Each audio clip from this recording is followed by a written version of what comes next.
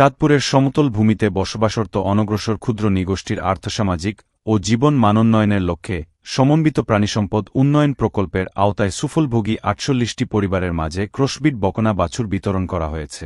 আজ সোমবার সকাল ১০টায় চাঁদপুর সদর উপজেলা প্রাণিসম্পদ দপ্তর ও ভেটেরিনারি হাসপাতাল প্রাঙ্গণে এ বিতরণ কার্যক্রম অনুষ্ঠিত হয়।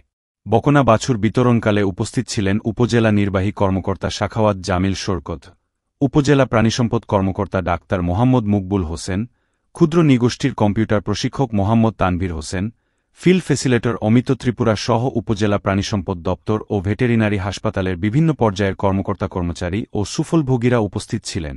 প্রাণিসম্পদ কর্মকর্তা ডাক্তার মোহাম্মদ মকবুল হোসেন বলেন, এই প্রকল্পের অধীনে পর্যায়ক্রমে ক্ষুদ্র নৃগোষ্ঠীর ২৩৯টি পরিবারকে বিভিন্ন ধরনের সহায়তা কার্যক্রম পরিচালিত হবে। ইতপূর্বে ক্ষুদ্র নৃগোষ্ঠীর পরিবারদের মাঝে ১৫টি ক্রসবিট বকনা বাছুর, ৪৮টি পরিবারকে ২০টি করে হাঁস ও ১০টি পরিবারকে ২টি করে ভেড়া বিতরণ করা হয়েছে।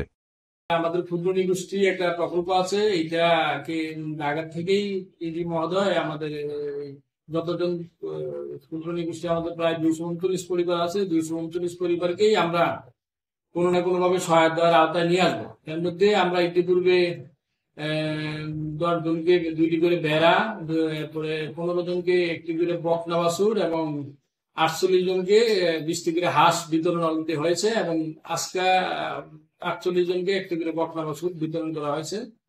তো সামনেও হয়তো আরো যারা বাকি আছে তারাও পাবে।